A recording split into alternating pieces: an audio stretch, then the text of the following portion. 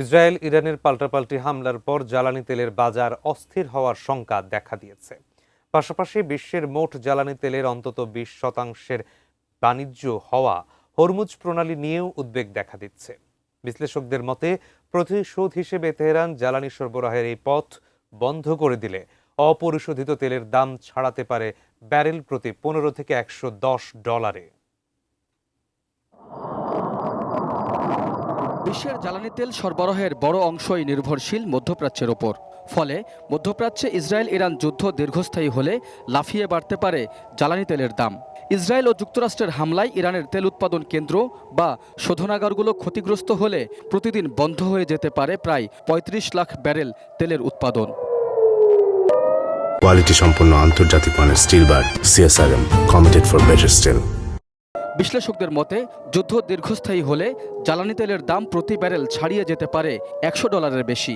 যুক্তরাজ্য ভিত্তিক জ্বালানি বিষয়ক সংবাদ ও বিশ্লেষণধর্মী প্রতিষ্ঠান oilprice.com-এর তথ্য মতে শনিবার ব্রেন্ট ক্রুড অয়েল বিক্রি হয় ব্যারেল প্রতি $72.87। তবে যুদ্ধের ঝুঁকি বা ওয়ার প্রিমিয়ামের প্রভাবে এরই মধ্যে অস্থির হতে শুরু করেছে জ্বালানি তেলের বাজার।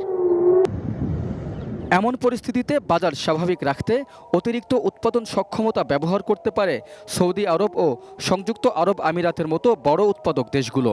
তবে যুদ্ধ কবলিত এলাকা দিয়ে তেল পরিবহনে দেখা দেয় নিরাপত্তা শঙ্কা। এতে কয়েকগুণ বেড়ে যেতে পারে জাহাজগুলোর বীমা, যা পরোক্ষভাবে আরও বাড়িয়ে দিতে পারে তেলের দাম।